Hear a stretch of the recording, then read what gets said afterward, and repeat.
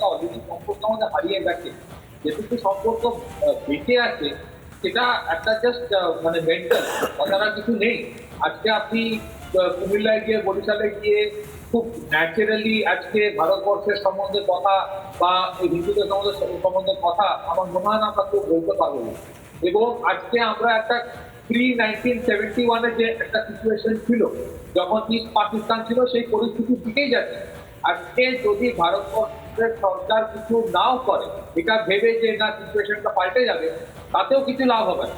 আজকে যদি আমরা চুপ করে বসে থাকি, তাহলে দেশ হিসাবে যদি চুপ করে বসে থাকি, তাহলে কাশ্মীরে যা পরিস্থিতি হয়েছে এবং সেই পরিস্থিতি বাংলাদেশে হতে চলেছে, এবং একটা পুরো টেমপ্লেট আছে এটা।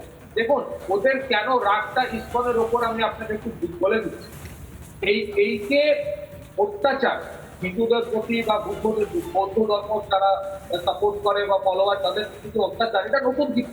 এটা একটা পুরো টেমপ্লেটে তৈরি করে অ্যাপ্লাই করা হতো। কিন্তু হিন্দুরা কোনোদিন বা মাইনরিটিরা ওখানে কোনোদিন সংগঠিত ছিল না। তাদেরকে যেখানে যা অত্যাচার করা হতো তারা হয় ছেড়ে চলে যেত, পালিয়ে যেত দেশ থেকে, উপায় থাকতো না, তাহলে কনভার্ট হতো আর চুপচাপ তাহলে সহ্য করতো। আজকে ইসকন যেটা করেছে, প্রথমবার বাংলাদেশে ইসকন সংখ্যালঘুদের সংগঠিত করেছে, এবং এই সংগঠিত হয়েছে তারা রাস্তায় নেমেছে, এটাকে তারা ভয় পাচ্ছে। এবং এই মানে সব থেকে বড় বিষয় এই যে ইউনূস সরকার এবং যে ভাবে অপশাসন চালাচ্ছে, তার প্রতিবাদে যে হিন্দুরা এইরকম ভাবে গর্জে উঠতে পারে, সেই আঁচটা হয়তো কোনোভাবে পাওয়া যায়নি আগে। পরবর্তী সময় ইসকন যখন ঐক্যবদ্ধ হয়ে পথে নামে, তারপরে গিয়ে তাদের মনে হয়েছে যে এদেরকে এবার থামাতে হবে কিশলয়, এদেরকে না থামালে হয়তো আরো বড় কোনো বিপদ হতে পারে। মনে হয়েছে যে এতগুলো লোককে একটা সংগঠন বা একজন নেতা বা একজন সন্ন্যাসী জড়ো করছে, এ তো থ্রেট। একদমই তাই, এ তো থ্রেট, আমাদের মৌলবাদী সরকারের বিরুদ্ধে থ্রেট, এইটা মনে হচ্ছে। আমি একটু আগে অমর্ত্য সেনের কথা বলছিল রাজর্ষি, আমার মনে হয় যে অমর্ত্য সেন এবং ইউনূস তো এক প্রকার ভাই ভাই, কারণ তারা দুজনেই নোবেল পেয়েছেন। ইউনূস শান্তির জন্য নোবেল পেয়েছেন কোট আনকোট। ইসকনের বিরুদ্ধে যখন বলা হচ্ছে ধৈরা ধৈরা জবাই কর, শান্তি নোবেল প্রাপ্ত ইউনূসও চুপ এবং অমর্ত্য সেনও চুপ, তো নয়। এবং এই চুপটা কেন? অদ্ভুত একটা নিস্তব্ধতা, এর নেপথ্যের কারণটা কি হতে পারে বলে মনে হয় রাজস্ব? প্রথম কথা হচ্ছে, মানুষ আর ওনাকে ইউনূস বলছে না, ওনাকে বলছে নোবেল জঙ্গি।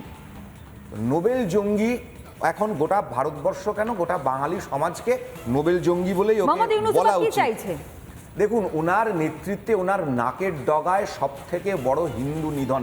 বড় দুর্ভাগ্য যে 1200 সাল থেকে নিয়ে 1947 অবধি যে হিন্দু জেনোসাইড শুধুমাত্র এই অখণ্ড বঙ্গভূমিতে হয়ে এসেছে এবং তারপরেও হয়ে আসছে, যেটা হিটলার, স্টালিন সবকে ছাড়িয়ে যাবে একেবারে, এটা নিয়ে কোনোদিন কেউ কথা বলতে চাইছে না। রঙ্গরাজ্য করতে চায়, অবশ্যই এটা পাকিস্তানে কেন করতে চাইবে না? শেখ মুজিবুর রহমানের অর্ধসমাপ্ত আত্মজীবনী আমরা কেউ পড়ে দেখিনি, যার ছত্রে ছত্রে লেখা আছে কলকাতা কেন আমরা পাবো না। এই যে দিল্লি, যেখানে আমরা একসময় রাজ করেছি, আমরা কি কোনোদিন ভেবেছিলাম এই দিল্লি আমাদের আর থাকবে না? এই যে দুঃখ, সেখানে জিন্নার পরিষ্কার কথা, without Calcutta East Pakistan shall soon turn into a rural slum. Communist পার্টির নেতা প্রভাষ চন্দ্র লাহিড়ীর লেখা পাক ভারতের রূপরেখা, যে বইটাকে ব্যান করে দেওয়া হয় ভারতবর্ষে, 62 সালে যিনি পালিয়ে আসতে বাধ্য হন, 62 সালে ইলা মিত্রর মতো পালিয়ে আসতে বাধ্য হন। এসে কিছু বলেননি, এখানে পালিয়ে এসেছেন, বামপন্থী নেতা নেত্রীরা পালিয়ে এসেছেন, এখানে এসে চুপ করে রয়েছেন। তাদের আমি জানি না জেনেটিক প্রবলেম, কথা বলতে সমস্যা হয়। আচ্ছা, গতকাল আমি পত্রিকাদের কাছে আবার যাওয়ার আগে, গতকাল একজন দেবদূত কথা বলেছেন, অভিষেক বন্দ্যোপাধ্যায় সংসদের বাইরে দাঁড়িয়ে বলেছেন, কেন্দ্রীয় সরকার যা করবে আমরা সবেতে পাশে আছি, আমরা কোনো কিছু তার বিরোধিতা করব না। কি বলেছেন অভিষেক বন্দ্যোপাধ্যায়, শুনুন। বাংলাদেশ নিয়ে প্রথমত এটা রাজ্যের বিষয় নয়, এটা দেশের বিষয়, আন্তর্জাতিক বিষয়, এবং আন্তর্জাতিক বিষয় হলে বরাবরই সেন্ট্রাল গভর্নমেন্টের বিষয়। যেহেতু মানুষ সেন্ট্রাল গভর্নমেন্টকে ম্যান্ডেট দিয়েছে, আমরা আমাদের দলের অবস্থান একাধিকবার স্পষ্ট করেছি যে যেই অবস্থানই সেন্ট্রাল গভর্নমেন্ট নেবে যে কোনো আন্তর্জাতিক বিষয়, সেটাকে দলগতভাবে তৃণমূল কংগ্রেস সমর্থন করবে দেশের স্বার্থে। কিন্তু যে ঘটনা ঘটেছে একেবারে সমর্থনযোগ্য নয় এবং অত্যন্ত দুর্ভাগ্যজনক এবং নিন্দনীয়। আমি এতটুকু বলতে পারি। তনয় অভিষেক ব্যানার্জি বলছেন আমরা একদম কেন্দ্রীয় সরকারের পাশে আছি, কিন্তু রাস্তায় নেমে প্রতিবাদ করা যায় না। ওনার কেন্দ্রীয় সরকারের পাশে আছেন, একদম যা করবে কেন্দ্রীয় সরকার আমরা একেবারে সমর্থন করছি, কিন্তু আমরা রাস্তায় নামবো না, সব কিন্তু ইস্যুতে নামবো। এর নেপথ্যে আমার কোথাও যেন গিয়ে মনে হচ্ছে সেই ভোট ব্যাংক, দেখো যেভাবে অনুপ্রবেশ হচ্ছে ছাপ্পা ভোটের সময় তাদেরকে দেখা যাচ্ছে, সেই জায়গাটা হয়তো কোনোভাবে অভিষেক বন্দ্যোপাধ্যায় তিনি হয়তো ওই মৌচাকে ঢিলটা মারতে চাইলেন না। কিন্তু আমার কাছে আরও স্পেসিফিক বেশ কয়েকটা বিষয়, প্রতিকৃত বাবু আমাদের সঙ্গে রয়েছেন। দেখুন, যারা একটা সময় দেশভাগের সময় যখন সর্বস্ব তারা সেখানে রেখে, সেই দেশে রেখে এক কাপড়ের সন্তান, ছোট্ট ছোট্ট দুধের সন্তানগুলোকে নিয়ে তারা চলে এসেছেন, যারা মাটি কামড়ে এখনো পর্যন্ত সেখানে রয়েছেন, যারা লড়াই করে চলেছেন, তাহলে তারা এবার কি করবেন? যেভাবে তারা অত্যাচারিত হচ্ছেন, তাহলে এবার তাদের কাছে পথটা কি খোলা রয়েছে? সেটাই তো সব থেকে বড় বিষয় হয়ে দাঁড়াচ্ছে, মাথা ব্যথার কারণ হয়ে দাঁড়াচ্ছে।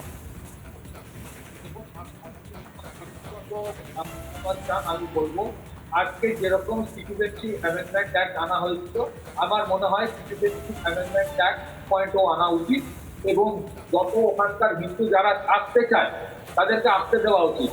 এটা বলা যে তারা না, তাদেরকে মাটি কাঁপতে তাদেরকে লড়াই করতে হবে, সিচুয়েশনটা প্রচন্ড কঠিন, প্রচন্ড করুণ। এবং আপনি দেখুন এখানে যাদের সাথে তাদের লড়াইটা, এই মৌলবাদী সংগঠনগুলো, তাদের পুরো সাপোর্ট সরকার দিচ্ছে।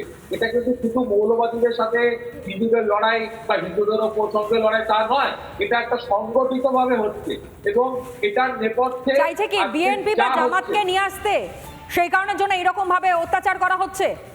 একেবারে স্পষ্ট তো কট্টরপন্থী একটা রাষ্ট্র হিসেবে ঘোষণা করতে চায় কি এই মুহূর্তে ইউনূস সরকার?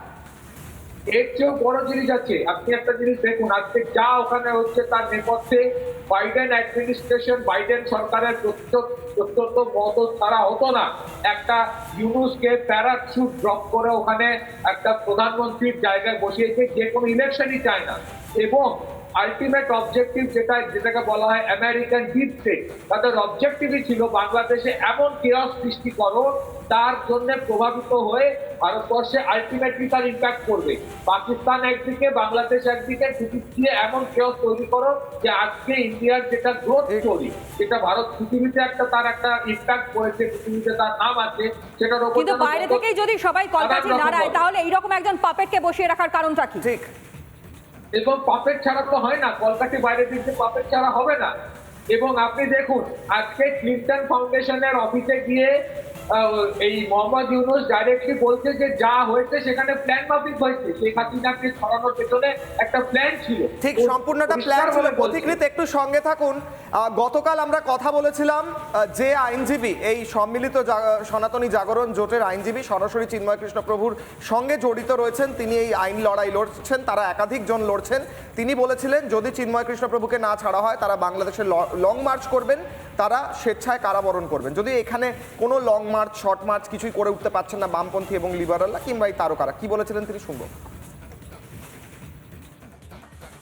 এই মুহূর্তে দাঁড়িয়ে যদি চিন্ময় কৃষ্ণ প্রভুর এই শুনানি না হয়, 1 নম্বর, তাহলে আপনারা কি করবেন, আপনাদের পরবর্তী পদক্ষেপ কি, কিভাবে আইনিভাবে এগোবেন? আর 2 নম্বর, গোটা বাংলাদেশে বিভিন্নভাবে হিন্দুদের ওপর আক্রমণের ঘটনা ঘটছে, গতকাল থেকে আরও বেড়ে গেছে, সেটাই বা আপনারা কিভাবে প্রতিহত করছেন? আমরা এই মুহূর্তে প্রতিবাদ প্রতিরোধ না, আমাদের আন্দোলন শান্তিপূর্ণ এবং অহিংস। আমাদের শান্তিপূর্ণ এবং অহিংস আন্দোলন আমাদের চলবে। আমাদের যে সমাবেশগুলো আছে সেই সমাবেশগুলো চলবে, কিন্তু যাতে বিভিন্নভাবে আপনি জানেন যে আমাদের আন্দোলনকে বিতর্কিত করার জন্য চেষ্টা করা হচ্ছে এবং তারা বিভিন্ন জায়গায় এই আন্দোলনের ভিতরে দুষ্কৃতিকারী ঢুকে তাদের টার্গেট হলো হত্যা করা এবং মসজিদে হামলা করে এটাকে সারা বাংলাদেশ ব্যাপী একটি দাঙ্গায় রূপ দেওয়া। চিন্ময় কৃষ্ণ দাস প্রভুকে যদি মুক্তি দেওয়া না হয়, আমরা আমাদের শান্তিপূর্ণ আন্দোলন চলবে। প্রয়োজন হলে আমরা সেই কারাগার তাকে যেখানে রাখা হবে আমরা সিদ্ধান্ত নিব। আমরা এখানে আরো সাধু সন্তরা আছে, সবাইকে নিয়ে আলোচনা করে, তবে প্রাথমিকভাবে আমাদের সিদ্ধান্ত হয়েছে যে আমরা সেই কারাগার মুখে লং মার্চ করে আমরা স্বেচ্ছায় কারাবরণের জন্য আমরা প্রস্তুত থাকবো এবং আমাদের এই আন্দোলন দেশি বিদেশি বিভিন্নভাবে যেখানে সনাতনীরা আছে সেখানে আমাদের এই শান্তিপূর্ণ প্রতিবাদ এবং আন্দোলন চলবে। রাজস্বী, বাংলাদেশের হিন্দুরা মার খেয়েও বলছেন তারা লং মার্চ করবেন, মার খাবেন তাও লং মার্চ করবেন, এখানে বামপন্থীরা শর্ট মার্চ করতে পারবে? আমার আবেদন আপনার চ্যানেলের মাধ্যমে সমস্ত পূর্ববঙ্গ থেকে আসা উদ্বাস্তু পরিবার পশ্চিমবঙ্গে যারা আসেন, আজকে দাঁড়ায় আমরা যে আমাদের ঠাকুরদা বাপ ঠাকুরদারা যে লড়াইটা দিতে পারেননি, আমরা পালায় আসছি, আজকে সেই যারা ওখানে বসে বসে লড়াইটা দিচ্ছেন তাদের লজ্ঞা পাশে দাঁড়ানো আজকে সময় আসছে।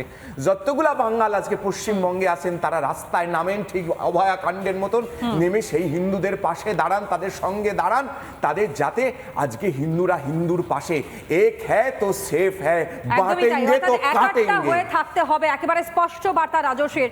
পথিকৃৎ বাবুর কাছে আসবে, একেবারে সেকেন্ডের সময়, আমাদের হাতে একদম সময় নেই। পথিকৃৎ বাবু, একেবারে সর্বশেষ কি বলতে চাইবেন?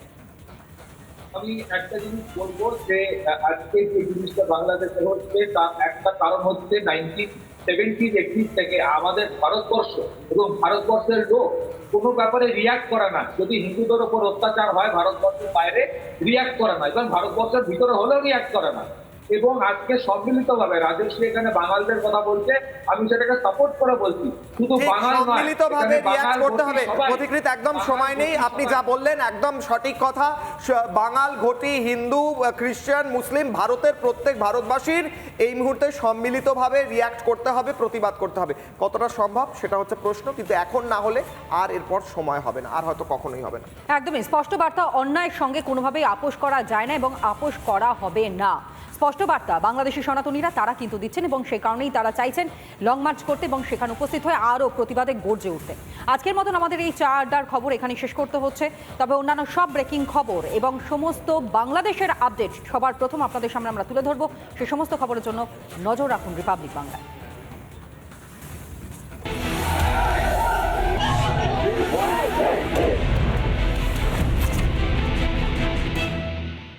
নানা ধরনের কন্টেন্ট দেখার জন্য লাইক করুন, শেয়ার করুন আমাদের ফেসবুক পেজ, সাবস্ক্রাইব করুন আমাদের ইউটিউব চ্যানেল। পাশাপাশি অন্যান্য ব্রেকিং নিউজের জন্য অবশ্যই চোখ রাখুন রিপাবলিক বাংলায়।